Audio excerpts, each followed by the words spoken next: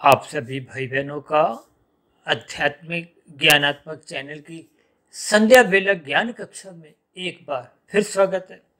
आज की चर्चा का विषय है सुपर सुप्रीम पावर और इसके नीचे ही हमने देखे दो शब्द लिखे हैं। कानून को हमने काले रंग से दर्शाया है और शास्त्र को हमने सफेद रंग से दर्शाया है। ये शब्दों के रंग यानी कि कानून की स्थिति और शास्त्र की स्थिति में शास्त्र को हमने सफेद रंग से दर्शाया है, जो अपने आप में ही वो जो ऊपर हमने सुपर सुप्रीम पावर लिखा है उससे उसका एक मिलान करना है, इसका उससे संबंध है। जबकि कानून का केवल इन सामान्य स्थितियों में, देखिए अक्सर हम बार बार कानूनों की भी बात करते रहते हैं। कानून को हम धर्म से भी जोड़ते हैं, कानून को हम देखिए संसद की एक प्रक्रिया से भी जोड़ देते हैं। एक सामान्य नागरिक को कानून का पालन करना होता है। अक्सर हमारी चर्चाओं में तो बार बार कहा जाता है यातायात के नियमों का पालन करो।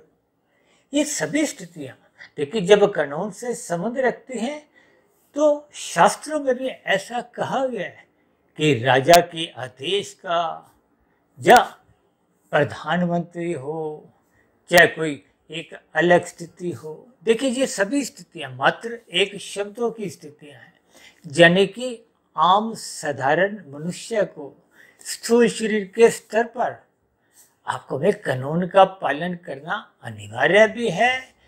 यानी इन सभी कानूनों का आपको में एक पालन करना दायित्व भी है, आपकी हमारी एक जिम्मेदारी है। क्योंकि एक व्यवस्था के अंतर्गत जैसे देखिए लाल हरी बत्ती की एक व्यवस्था है कि सभी वाहन चालक अपने एक मंजिल पर सुचारू रूप से आगे बढ़ते जाएं, तो फिर एक व्यवस्था के अंतर्गत लाल पीली हरी बत्ती के द्वारा उस यातायात को एक नियंत्रित किया जाता है। ठीक इसी तरह देखिए राज्य सरकार हो चाहे केंद्र सरकार हो, यानी कि एक राज्य में या एक देश के, इसी तरह देखिए अंतर्राष्ट्रीय कानून भी बने होते हैं, उनका भी पालन एक सामान्य स्तर पर आपको में करना होता है। यानी कि कुल मिलाकर ये जितने भी कानून बनते हैं ये सभी मनुष्यों के हित के लिए बनते हैं, ताकि किसी के साथ भी कोई अन्याय ना हो, किसी को दुख ना हो, किसी को कोई पीड़ा ना हो। देखिए जब हम लाल बत्ती पे नहीं रुकते, दूसरों की हरी बत्ती में विघ्न डालते हैं, उनकी हरी बत्ती हम खाते हैं, देखिए जब हम दूसरे का हिस्सा खाते हैं तभी तो आपका हमारा एक अपराध हो जाता है, यातायात के नियमों का उल्लंघन हो जाता है, जिसके फलस्वरूप आपका हमारा चालान कटता है, आपको हमें दंडित किया जाता है।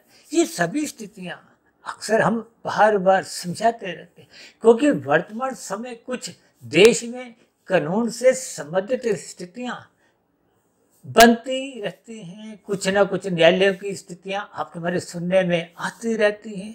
विशेष रूप से देखिए राजनीतिक गलियारों में कुछ ऐसे ही आर्थिक अपराधों के प्रति या कुछ और अन्य अपराधों के प्रति कुछ ऐसे मुकदमे न्यायालय में आते हैं, जिनके देखिए ये जो निचली अदालत होती है, फिर उच्च अदालत, और उच्च अदालत से ऊपर की क्या स्थिति है, उच्चतम अदालत, सर्वोच्च न्यायालय, सुप्रीम पावर। देखिए आज हमने सुप्रीम पावर शब्द नहीं लिखा, आज हमने एक विशेष शब्द सुपर सुप्रीम पावर शब्द लिखा है। देखिए ये जैसे फिल्मों में आप कहते हो वो सुपरस्टार बन गया, खेल जगत में भी कभी कभी हम कहते हैं वो एक सुपर खिलाड़ी बन गया। देखिए सुपर शब्द एक विशेष स्थिति में लगाया जाता है, विशेषण को दिखाने के लिए, एक विशेष योग्यता दर्शाने के लिए। देखिए कोई सुपरस्टार 10-20 तो नहीं होते, खेल जगत हो चाहे फिल्मी दुनिया की स्थिति हो। इसी तरह राजनीतिक गलियारों में भी कुछ ऐसे ही स्थितियां आप देखोगे ना। देखिए कोई प्रधानमंत्री के पद पर हो चाहे राजा के पद पर हो या कुछ अन्य स्थितियों पर, एक मनुष्य जो एक आदर्श स्थापित करता है, चाहे यूं को कि कोई कोई मनुष्य बहुत अधिक चर्चित हो जाता है लोगों के बीच में, अपने व्यवहार के कारण, अपने कर्मों के कारण या किसी विशेष गुण के कारण। देखिए आज हमने जो एक शब्द लगाया है सुपर सुप्रीम पावर, इस शब्द का अभिप्राय शास्त्र से है, इस शब्द का अभिप्राय कर्मफल सिद्धांत की स्थिति से है, इस स्थिति विशेष का अभिप्राय माया से है, प्रकृति से है, परमात्मा से है। देखिए ये सभी स्थितियां, देखिए परमात्मा को तो सुप्रीम सत्ता कहा जाता है, परम सत्ता कहा जाता है। हम सभी आत्मा तो देखिए एक साधारण आत्मा है, कितनी ही आत्मा भले ही निश्चित है। देखिए निश्चित इसलिए क्योंकि आत्मा का कोई जन्म मरण की स्थितियां नहीं होती। देखिए शास्त्रों में तो बार बार तीन ही तत्वों की चर्चा आती है। माया, माया यानी प्रकृति के तीन गुण, तमोगुण, रजोगुण और सत्वगुण। तमोगुण और रजोगुण, इन दोनों गुणों को बंधनदायक कहा गया है और सत्वगुण को मुक्तिदायक कहा गया है। देखिए अक्सर हम तमोगुण को काले रंग से दर्शाते हैं, हालांकि आज हमारा देखिए कानून से संबंधित कुछ विशेष स्तर पर हमने उसको काले रंग से दर्शाया ताकि हम तुलनात्मक स्थिति पर कहीं एक निष्कर्ष पर पहुंच सके। क्योंकि आज हमने देखे सुपर सुप्रीम पावर लिखा है, यानी कि यहाँ के न्यायालयों में जैसी भी स्थितियां होती हैं। देखिए आजकल तो कुछ ऐसे निर्णय बहुत जल्दी जल्दी आ रहे हैं, क्योंकि एक अदालत कुछ फैसला सुनाती है, फिर उस अदालत के फैसले के विरुद्ध, देखिए जब निचली अदालत द्वारा कुछ फैसला आता है उसके विरुद्ध जब एक पक्ष उच्च न्यायालय में जाता है तो अक्सर देखिए आपके हमारे मुकदमे तो देखिए एक साधारण स्तर पर उनको एक तारीख दी जाती है, लेकिन जो विशेष स्तर पर, विशेष रूप से देखिए राजनीतिक स्तर पर कुछ ऐसी स्थितियां बनती हैं जिनको देखिए रात को भी सुना जाता है, यानी कि अदालत बैठ जाती है।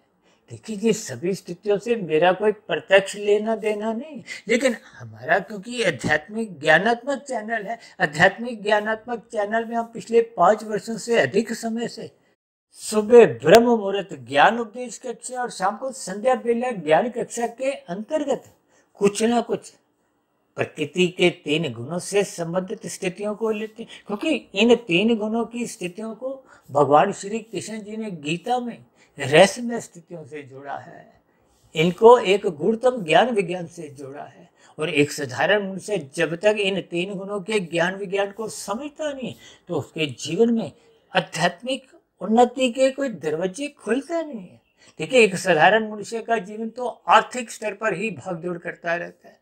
अक्सर हम साधारण स्तर पर पहले लाभ के लिए, फिर लोभ के लिए, फिर संग्रह वृत्ति के लिए कर्म करते हैं, और जब जब देखिए लाभ की स्थितियां होती हैं तो आपका हमारे जीवन में सात्विक स्थिति बनी रहती है। धर्मानुसार कानून का भी हम पालन करते हैं, शास्त्रों के भी विरुद्ध हम कोई कार्य नहीं करते, लेकिन जैसे ही लोभ की प्रवृत्ति जग जाती है, लोभ की प्रवृत्ति कब जगती है? जब आपकी हमारी भोग इच्छाएं बढ़ने लगती हैं। देखिए जब अवस्थाओं के लिए हम पुरुषार्थ करते हैं तब तो लाभ कमाते हुए आपकी हमारी आवश्यकताएं पूरी हो जाती है, क्योंकि आवश्यकताएं तो सीमित है।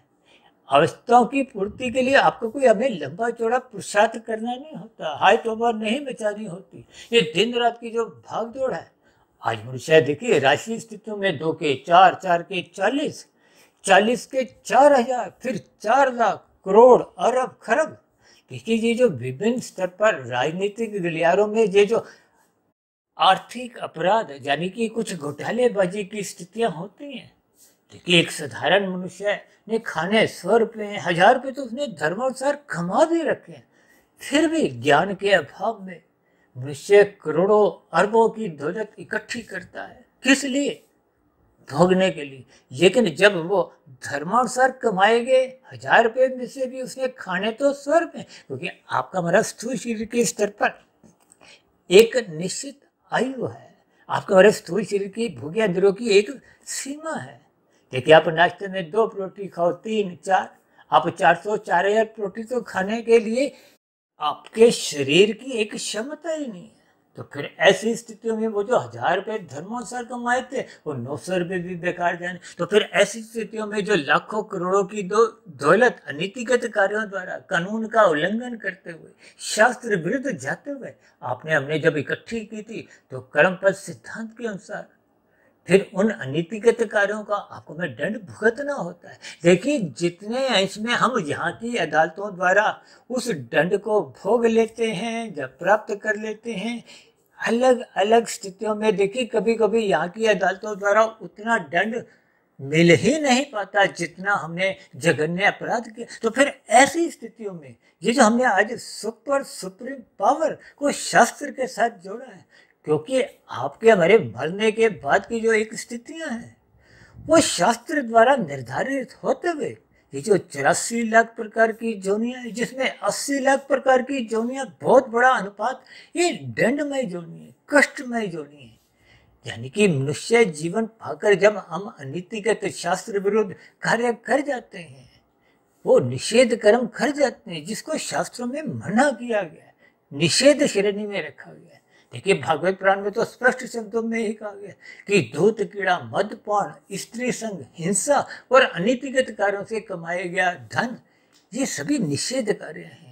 इनका संग मत करो। इनका संग होने मात्र से मनुष्य कब कितने पाप कर्म कर जाता है मनुष्य को इसका बोध नहीं होता। और आज मनुष्य इन 5 स्थितियों का संग करने में कोई लज्जा महसूस नहीं करता। तो फिर ऐसी स्थितियों में मरने के बाद की स्थितियां ये सुप्रीम पावर के अंतर्गत ही निर्धारित होती है। इसलिए तो हमने देखिए शास्त्र को सफेद रंग से लिखा है और सुप्रीम पावर को भी सफेद रंग से दर्शाते हुए इस कर्मफल सिद्धांत की बारीकियों पर हम विशेष हमारा ध्यान एक आकर्षित कर रहे हैं, ताकि हम सभी भाई बहन अपने अपने व्यक्तिगत जीवन में पाप कर्मों से बचें। सर्वप्रथम हम कानून का पालन करें। देखिए जब हम कानून का ही पालन करते हैं तो फिर किसी भी प्रकार की यहाँ की पुलिस, न्यायालय या कुछ ऐसे अलग अलग जो न्यायालयों की स्थितियां हैं, इनमें आपको में जाना ही नहीं होता। किसी भी प्रकार की कोई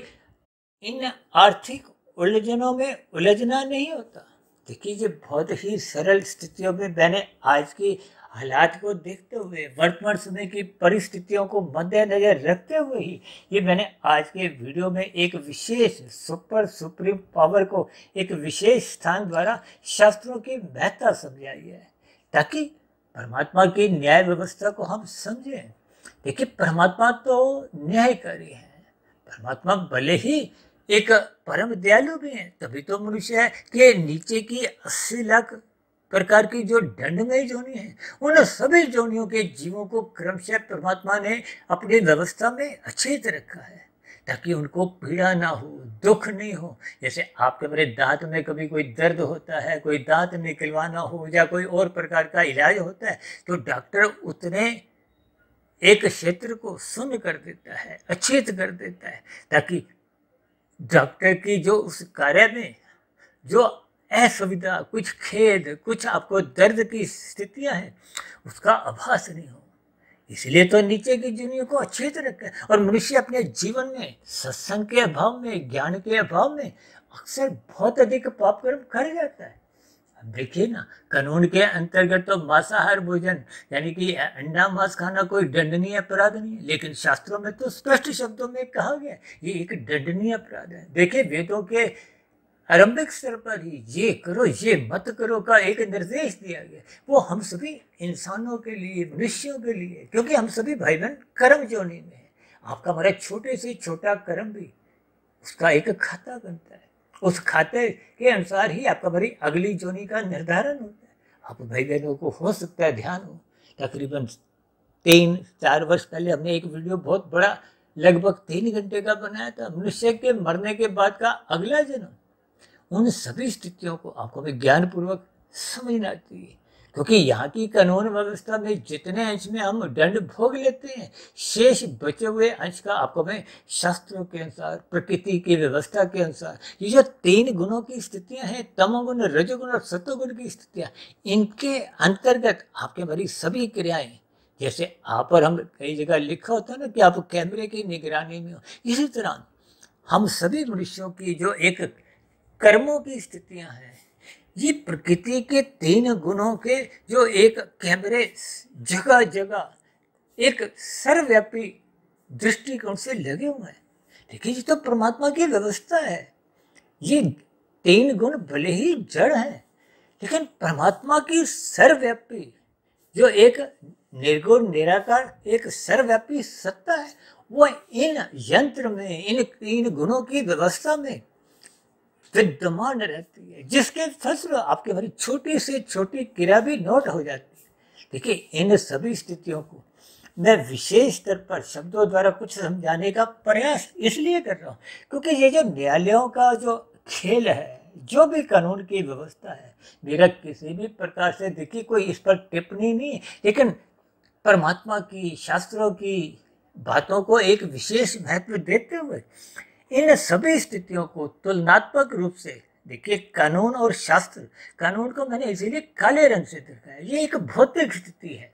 हालांकि देखिए, हम बार बार कहते रहते हैं कानून का पालन करो, यातायात के नियमों का पालन करो, क्योंकि जब हम अपने धर्म को, अपने कर्तव्य को, अपनी जिम्मेदारी को निभाते हैं तो फिर दूसरे मनुष्यों के अधिकारों की रक्षा होती है। जैसे हम लाल बत्ती पे रुकते हैं तो दूसरों का जो हरी बत्ती पर चलने का अधिकार है उसका हम आदर करते हैं। इसलिए हम सभी भाई बहनों को कहते, जैसे कहते हैं ना, जियो और जीने दो, उसी तरह हम कहते हैं चलो और चलने दो। ये सभी स्थितियां देखिए मात्र अर्थों के दृष्टिकोण से, भावार्थों के दृष्टिकोण से आपको हमें बात समझनी चाहिए। यानी कि ये सुप्रीम पावर की जो एक व्यवस्था को ध्यान में रखते हुए अपनी दिनचर्या को अनुशासित रखना चाहिए, गुरु की आज्ञा में रहते हुए, शास्त्रों का स्वाध्याय निरंतर करते हुए ब्रह्म मुहूर्त में उठने का अपना स्वभाव बनाना चाहिए। जब ये सभी स्थितियां आपके हमारे व्यवहार में, यानी कि स्थूल शरीर के स्तर पर, सूक्ष्म शरीर के स्तर पर बनी रहती हैं, तो आपका हमारा कारण शरीर, कर्माशय, संस्कार, ये सभी स्थितियां एक शास्त्र सम्मत बनती है। आपका हमारा मनुष्य जीवन में भौतिक स्तर पर भी सफलता हासिल होती जाती है और आध्यात्मिक स्तर पर भी आपका हमारा मिला हुआ जीवन सार्थक होता जाता है। आध्यात्मिक उन्नति के दरवाजे क्रमशः खुलते जाते हैं। हम कर्म जो, ज्ञान जो, भक्ति जो की स्थितियों में क्रमशः प्रवेश करते जाते हैं। कुल मिलाकर जब आपका हमारा जीवन कानून के अंतर्गत, शास्त्र के अंतर्गत एक व्यवस्थित बना रहता है, शास्त्र के अनुरूप आपकी हमारी दिनचर्या व्यवस्थित रहती है, गुरु के आज्ञा अनुसार आपका हमारा जीवन अनुशासित रहता है, तो फिर ये सभी स्थितियां आपका हमारा रजोगुण, आपके हमारे भोग बिगड़ने नहीं देते। क्योंकि भोग जब जब बिगड़ेंगे मनुष्य तमोगुण में गिरेगा। तमोगुण में गिरने पे वो कानून का भी उल्लंघन करता है और शास्त्रों का भी उल्लंघन कर जाता है, जिसके फलस्वरूप कर्मफल सिद्धांत के अंतर्गत, इस सुप्रीम पावर की सत्ता के अंतर्गत आपको हमें दंडमयी स्थितियों से, प्रतिकूल परिस्थितियों से, यानी कि उन दुखों की प्रक्रिया से गुजरना ही होता है। इन सभी स्थितियों को ज्ञानपूर्वक, अर्थपूर्वक, भावार्थपूर्वक आपको मैं समझते हुए अपने अपने व्यक्तिगत कर्तव्य कर्मों को प्रसन्नतापूर्वक, ईमानदारी पूर्वक निभाते रहना चाहिए, ताकि हम सभी भाई बहनों का मिला हुआ जीवन सफल हो, सार्थक हो। इन्हीं शुभकामनाओं के साथ आज की चर्चा विशेष को अब यही विश्राम देते हैं। कल सुबह फिर मिलते हैं ब्रह्म मुहूर्त ज्ञान उपदेश कक्षा में। तब तक आप अपने आध्यात्मिक मित्र सुधीर भाटिया फकीर को इजाजत दें। आप सभी भाई बहनों को बहुत बहुत शुभ रात्रि। और सुबह ब्रह्म मुहूर्त में उठने के लिए, कानून का पालन करने के लिए, शास्त्रों के अनुसार अपनी दिनचर्या व्यवस्थित करने के लिए मेरी ओर से बहुत बहुत शुभकामनाएं। फिर भी आज की चर्चा संबंधित आपके मन में कोई प्रश्न उठ रहा हो, कोई मेरी कही गई बातों पर आपको किसी प्रकार की कोई आपत्ति हो, तो आपके प्रश्नों का, सुझावों का और शिकायतों का नीचे दिए गए कमेंट्स बॉक्स पर जब प्रश्नोत्तर ज्ञान कक्षा में सदा ही स्वागत है।